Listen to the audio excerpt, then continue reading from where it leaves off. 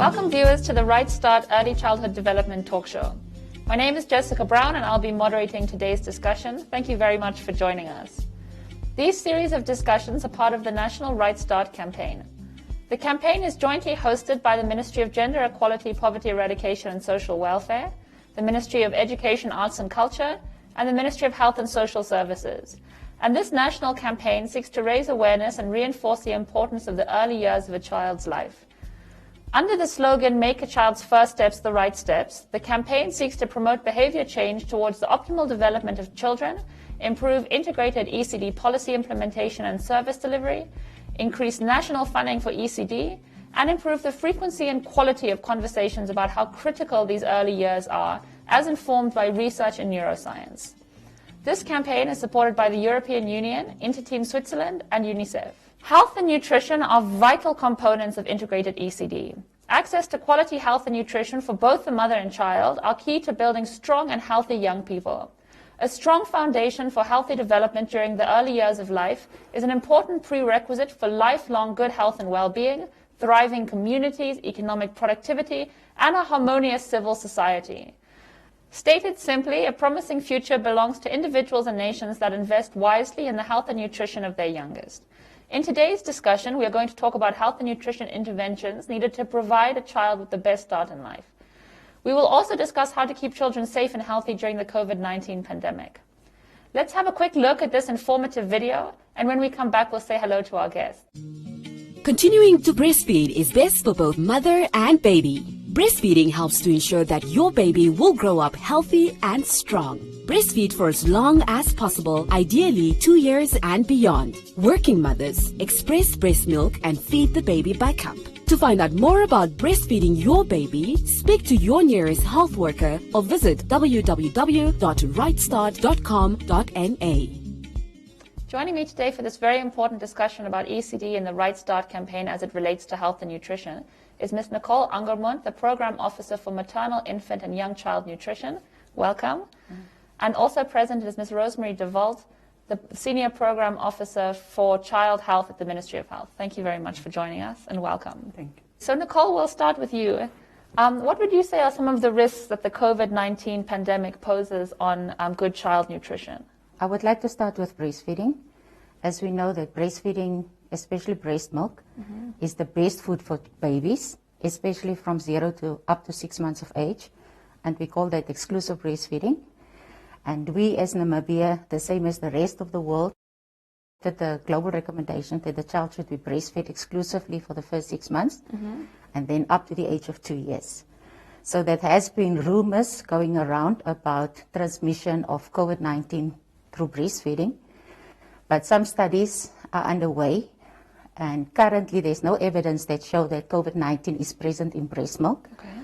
However, when a mother do breastfeed her baby, she should still apply all the protective measures. She should wear a mask, she should wash her hands, she should clean the surfaces around her, but breast milk, the milk from the breast itself, is very safe for the baby. Okay.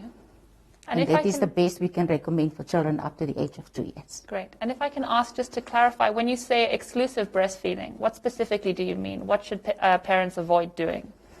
Okay, we mean giving the baby breast milk only, no water, no medicines or syrups, unless prescribed by a medical worker. Okay. And that would also include no teas, no juices, only breast milk for the first 6 months? For the first 6 months of Okay, life. thank you. And then the mother can continue breastfeeding from the age of 6 months with the addition of complementary foods, which we will discuss later. Okay, and so just to clarify, the position of the Ministry of Health at the moment is that parents should continue to breastfeed their young children and not be put off by the COVID-19 pandemic, not to believe that the breastfeeding can cause any harm that we know so far, but just to still be cautious, to still be very clean, and to still focus on mitigation measures. Yes, it's more the practice of breastfeeding because she's in contact with the baby. Okay. That is what we should be careful about. Great. But transmission through breast milk, there's no evidence that can say that COVID-19 can be transmitted. Thank you very much. And so, Rosemary, if I can move on to you. We know that even before a baby is born, the health and nutrition of the mother is really vital. And specifically, when mothers are pregnant, what should they be doing to ensure that they're giving their children the best start in life before they've even been born? Okay. We know it is very important that women need to know that the baby's development starts very early, especially after conception.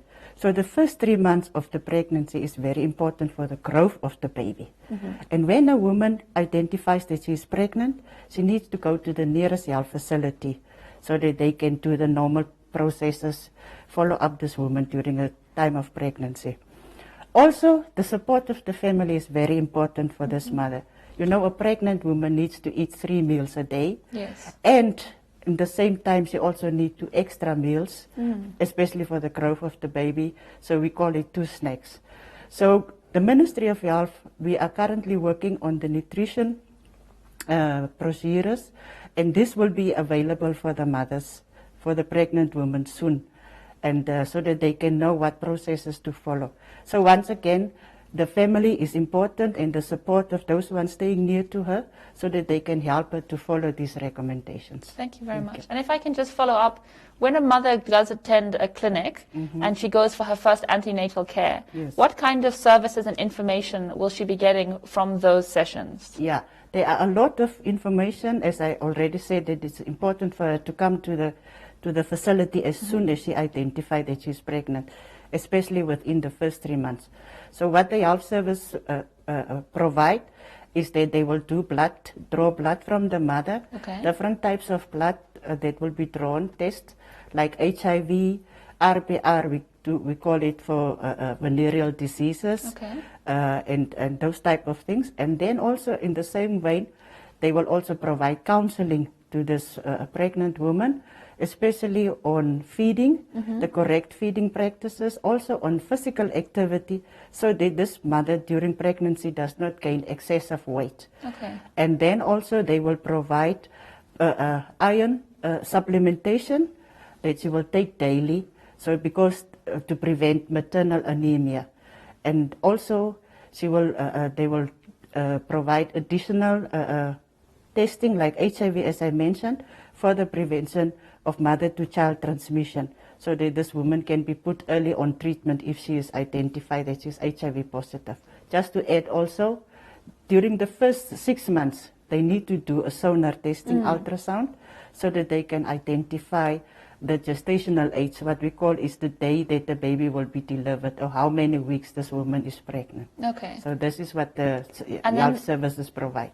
To my understanding, once the mother has gone for her initial visit to the clinic, if there's any follow-up needed or she needs any additional medical support, then she will be referred onwards to different services. Definitely they give her follow-up dates, because she needs to come regular for the follow-up visit, so that they can also check the growth of the baby, or if there's any maternal complications, that they can take care of that. Would you like to add anything, Nicole?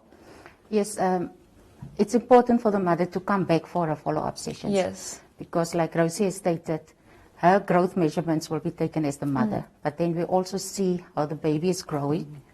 And then also it's an opportunity for the health workers to counsel mothers, and then they can also ask them questions to get more information, if I'm doing the right thing, if I'm eating the right food, you know, so that I can have a better outcome when I do deliver. So I think it's very clear that mothers that attend ANC from early on, as soon as you suspect you might be pregnant, they have a much better chance of having a healthy pregnancy, a healthy birth, and the child has a much better chance of surviving and thriving. We are talking about early childhood development, and we'll be right back.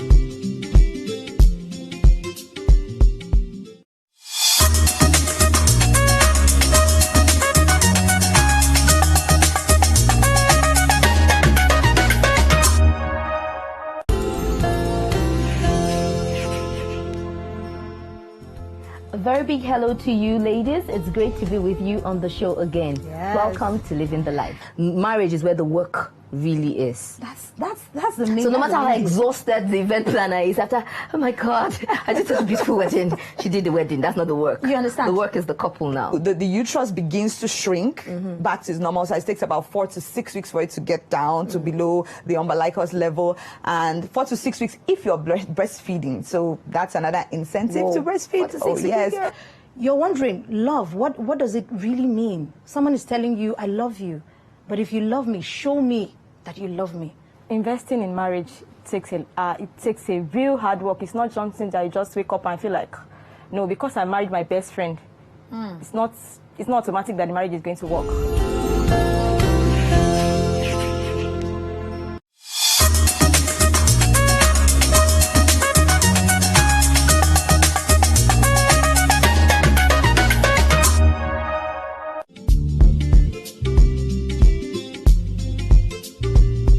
Welcome back, and now we will continue with asking some questions around ECD and the Right Start campaign. So Nicole, if we can go back to talking a bit about nutrition during pregnancy, what are some of the effects of a bad diet on the baby during pregnancy? And what would you recommend for a pregnant woman to do specifically? Like Rosie said before, it's important for a pregnant woman to eat at least 3 meals a day, and then have 2 snacks, whether it's a fruit or something else during the day that is in addition to the 3 meals that she's taking. It will ensure that she and the baby get good nutrition, and we know that can prevent complications.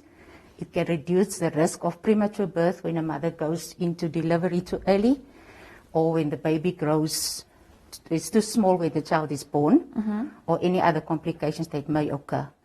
And then we also know that there are bad things that one should not do during pregnancy. Certainly. Of course, avoid alcohol completely. Smoking, please don't smoke, because it leads to a smaller baby when you give birth.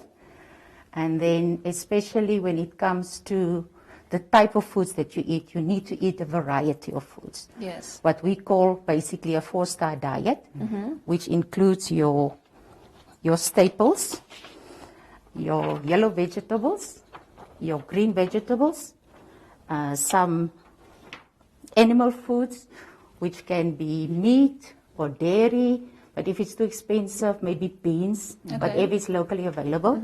Eggs? And then also eggs, Yeah. yes, and then also some beans and legumes that they can eat. So this is what we would like them to have 3 times a day. And I think also it's important to stress that if there's families where priorities have to be made around who's getting the most nutritious food, which we know is the reality in Namibia, that the mothers and the young children should the pregnant mothers and the young children should always be prioritized, because they're the ones that are helping to grow these little people and grow small brains. I just want to add, also have a regular intake of water during the day. So we know that in Namibia we have a diverse range of cultures that have different diets and different traditional foods. But would you say that this 4-star diet, as you refer to it, that this is a recommendation that every cultural group in Namibia, every language group, every, all of our different traditions, this is something that we should be aspiring towards? Yes, we know that we have challenges, but there's also a way to overcome these challenges.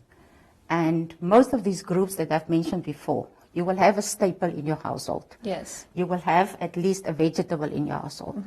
You will have, whether it's an egg or a piece of meat or beans in your household. So take as much as you can from the different food groups that's available. And this is what you should have during the day. So we're really stressing this diversity across the different food groups. That's what we need to have all of the necessary vitamins and minerals and so on to. Yeah, and in addition to that, we also provide pregnant women with iron and folate supplements when they are pregnant, and that is just to boost their hemoglobin levels to make sure that they have enough iron in the body and that the baby is also okay. So Rosemary, now maybe if we can talk a bit about child health. We know that from the age of, from birth to the age of 5, children have to have a range of different immunizations. But we also know in Namibia sometimes there can be challenges for children to get all of them or to complete their course. So could you just tell us a bit more about why these immunizations are so important and where parents can go to access them? The important thing that we need to know is that when we think of immunization, we think of an injection. But the first immunization a baby needs is from the mother. So it's very important for the baby, as soon as the baby is delivered, that the baby starts to be put on the breast. Breastfeeding is one of the first areas where the baby gets immunization from.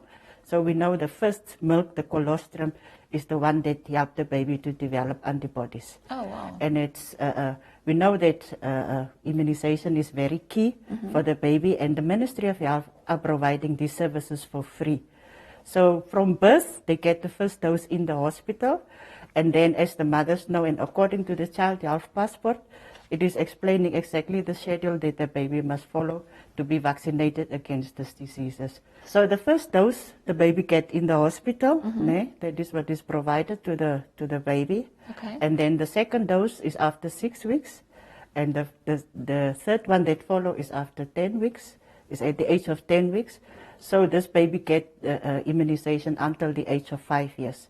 And these ones are to protect the baby against any diseases, the common childhood illnesses that we know that is in the Thank country. you. And then do the parents get the health passport when they have the baby at the hospital? We have 2 health passports. We have the pink one for the girls and also the blue one for the baby, so that the mother can already differentiate. And also when they come to the facility, that these 2 types are for the different sexes or gender. And then the health passport shows very clearly what immunization the child needs when. Yes. So it's yes. easy for the parents to keep track of what is due and when. Yes, definitely. And then the parents go back to the clinic or the hospital generally. But I understand that also there are some immunization campaigns to go to try and reach regions. Is that correct? Yeah, that immunization campaigns that you talk about is supplementary immunization campaigns. Okay. Because sometimes you may find the children, there is a dropout, especially also to increase the coverage of the country. So then the ministry reach out, the regions goes to the specific areas, especially the low coverage areas where they vaccinate these children to make sure all children are on the same level and to prevent them from any outbreaks. In the past we have different types of outbreaks like measles outbreaks, and that is why we try to make sure that the immunization status of the baby is up to date. Thank you very much. And if a baby should be born out of a clinic or a hospital, can community health workers or other health outreach workers provide families with the child passport and also the immunizations? Yes, definitely. These mothers also need to bring the baby to the facility to register the birth of the baby, and at that time the baby is also vaccinated against this childhood illnesses. So I think really important to stress from what Rosemary said today is that these immunizations are free, that the cost of them should not be a barrier to any Namibian family, and that the health passports that are provided also for free make it very easy for families to track what immunization your child needs, when, and which ones are due, and why as well. So Nicole, we've spoken a lot about breastfeeding, and I'd just like to ask you again, why is it so important that we really do encourage our mothers to breastfeed and to breastfeed exclusively for 6 months and up to 2 years? Yes, exclusive breastfeeding is the best food, is the ideal food. I call it the golden food for a baby up to the age of 6 months, because it contains all the nutrients, all the water. So there's nothing really needed that should be given to the child in addition to the breast milk. Okay. It has benefits for both the mother and the baby, and also then for the community at large. Benefits for the baby includes a better health. The baby gets sick less. As we heard, you get the immunization through the, Yes, the baby gets sick less often with ear infections or diarrhea, because there's nothing being added to the breast milk that can make it unsafe. Science have also proven that children who were exclusively breastfed and continue to breastfeed up until the age of 2 years are clever children. I want to call them clever because it's talking about an increase in intelligence. But if we as Namibia can do that, breastfeed our babies exclusively, I think for the rest of the population in future it will be a huge benefit. And then for the mother, of course, there are benefits as she's in better health. The longer she breastfeed, the better chances are of not getting ovarian cancer, breast cancer. Remarkable. Yeah. If she breastfeeds exclusively, for example, give only breast milk, feeds up to 8 to 12 times a day and night, and she didn't get a menstruation, it's even a family planning method. Yeah, so she can use that as a way of not falling pregnant. And in some cultures, we know that they wouldn't like to take family planning until the child is older. So there are a few benefits. And then it's also for the economy. It's cost, I don't want to say it's free and it's not cheap. It's cost effective. Yes. Because she doesn't need to spend money on buying formula. And then the unsafe practices when you do make formula in a country like us, we do not always have safe water, so that may also be an influence. Great. But we know, so it makes total sense. Good for mother, good for baby, good for the country, good for the economy. But I just wanted to ask, some parents, we know some mothers do struggle with breastfeeding. So if you are wanting to exclusively breastfeed and you want to be breastfeeding your child but you're struggling, is there somewhere that they can get some help? Yes, what we've done throughout the country is all health workers are trained in how to counsel a mother. Okay. And the counseling should start immediately in the postnatal ward. When the mother delivers, the mother should be shown how to put the baby on the breast so that the baby can attach well, and that will make it easier for the mother when she gets home. And then general advice is also what to do if she doesn't have enough milk, what signs to look out for, and then every opportunity when she has to visit the facility, these issues can be addressed again and she can be counseled. Great, so our health workers are trained, and also the community health workers that are out in the field. Thank you. So if you are trying to breastfeed and you're struggling, please do contact your local clinic, your local health worker. More information can also be found on our website, www.rightstart.com.na. And Rosemary, I think you wanted to add something. Yeah, I just wanted to highlight that during pregnancy, the counseling already starts on breastfeeding, so that mothers are prepared psychologically to breastfeed their babies and to know the importance of breastfeeding, as Nicole already has highlighted. Great. So the whole process is followed from conception until delivery and afterwards. And I think what's also very important just to stress is that as a nation, let's also try and be more supportive of breastfeeding mothers, giving mothers time in the office or in an office space to go and feed or to go and pump, making sure that we have policies that respect and encourage breastfeeding, and just normalizing it again. Like we said, it's cheap, it's healthy for mother and baby, it helps to build a strong base for our young people. So I think that's something that all of us should be championing. We've been talking about early childhood development, and we'll be right back.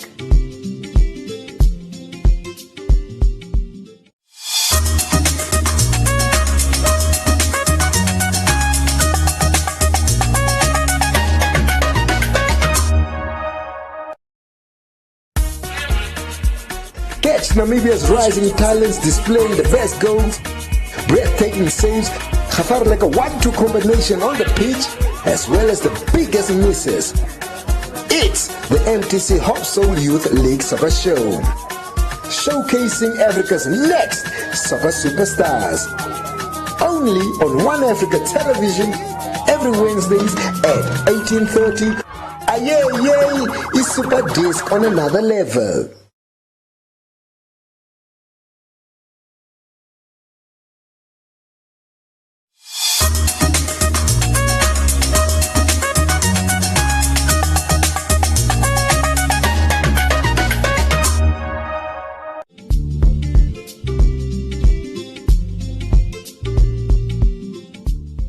Welcome back. Our discussion today has been about early childhood development and the National Right Start campaign. So I'd just like to ask both of you some of your thoughts around, in Namibia we still have quite an alarming stunting rate, and especially for an upper middle income country. So I'd just like to know a bit about why you think this is. What sort of practices and behaviors are we seeing that are contributing to child malnutrition, and what can be done differently to try and address this?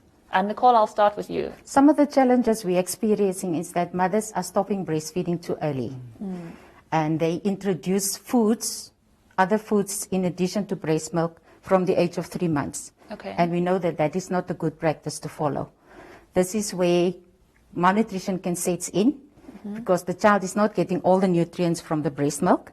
And in addition, it also depends on the type of food that the mother is giving. And culturally in Namibia, and we've experienced it even through studies we have done, that the consistency of the porridge, like the thickness of the porridge that mothers are giving to the babies or the caretakers are giving to the babies, are too thin. So it should actually be made in such a way that when you feed the child, that the porridge should stay on the spoon. It shouldn't run off the spoon. Okay. And then we can also enrich the porridge with peanut butter or kind of fat so that it is more nutritious. Okay. And then, of course, the emphasis is baby should get the same food that the mother eats, that everybody else in the household eats. From the 6 months? From the age of 6 months. So it just depends on how you prepare it, because a child cannot eat at 6 months, chew a piece of meat, but you just prepare it in such a way that it's easy for the child to eat. So cutting into little small pieces, helping to kind of grind it up a bit. Yes. Okay. So Rosemary, and if I can ask you the same question. Yes, we know, mothers assume that they must go to the shop to buy food for the babies. But it's best to feed the baby from the same family pot that they are cooking.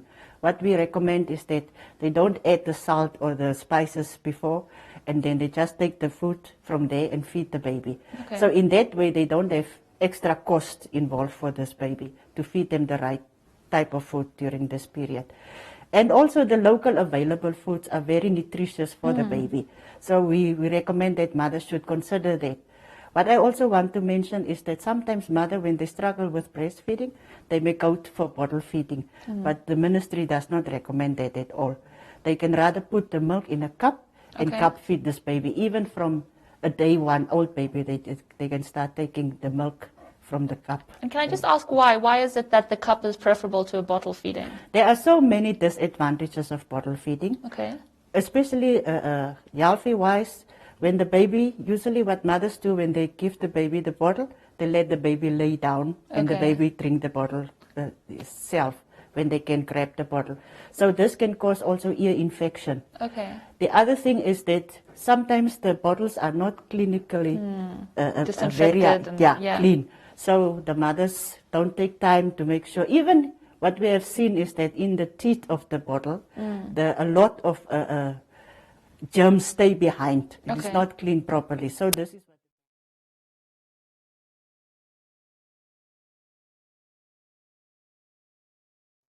So bottles are not prepared hygienically. As Nicole mentioned, the breastfeeding is safe. It is at the right temperature. Sometimes the baby may even burn. Or the feeding can be too cold and then can cause abdominal cramps. Okay. So there are a lot of disadvantages around the bottle feeding, and we would rather recommend that they give the baby just the breast. And I believe also from some of the infant and young child feeding research done in Namibia, one of the things that was found is that sometimes children are being left to feed themselves, especially when they're sort of toddler age. Yes. And that it's really important for parents to be actively involved in feeding the child, ensuring that the food is going into the mouth and that the child is eating it. And that's a very simple, quick fix to ensure that a child is getting all the nutritious foods that are intended for them, so that it's not being wasted on the dish, on the child itself, and that they're actually eating the food intended for them. Very important is also to give each child his own serving, because if a lot of siblings feed from the same plate, you don't know how much food this child received. So then the mother can observe. And what we recommend for the age 0 to 2 months is that at least a 3/4 of a cup feeding that the child must take with every feed. So we're going to wrap up shortly. So I just wanted to ask you, do you have any final remarks? If you had to leave parents with just a few key points to remember, what would your final remarks be? Maybe starting with you, Nicole. I just want to highlight the importance again of the child health passport. This is the blue one for the boys and then the pink one for the girls. In this document, and which the mother or the caregiver should always have with her when taking a child to a health facility or where the community health worker is visiting the household. In here, we will find the dates that Rosie talked about when to come back for immunization. We'll also find the same pictures on the food groups that are available. We will find the advice how to feed a child from 0 to 6 months, which is breastfeeding, from 6 to 9 months, what to give, from 9 to 12 months, and then up to the age of 2 years. So the information is in here. Also, I want to emphasize that we have a golden period until the age of 2 years to make a difference in the child's life. So everything depends on what we feed the child, how we feed the child, when we feed the child, how do we take care of the child, like you were saying. And if we do most of the things right, exclusively breastfeed for 6 months, continue with breastfeeding up to the age of 2, giving the right quality of foods to the child older than 6 months. We have this chance to feed the child properly, to take care of the child properly, and especially with COVID-19, I want to emphasize we're taking the right precautions at home, always washing our hands, sanitizing our hands, make sure that the child is clean, make sure that you as the mother, whenever you prepare food or give breastfeeding, you yourself have cleaned your hands, you wear your mask, you clean the areas around you, because this is very important. Hygiene and nutrition goes hand in hand. So if we don't do the one, it affects the other one negatively. So I think that is what I want to leave with the audience. Thank you very much. And Rosemary, your final remarks? I think, Jessica, what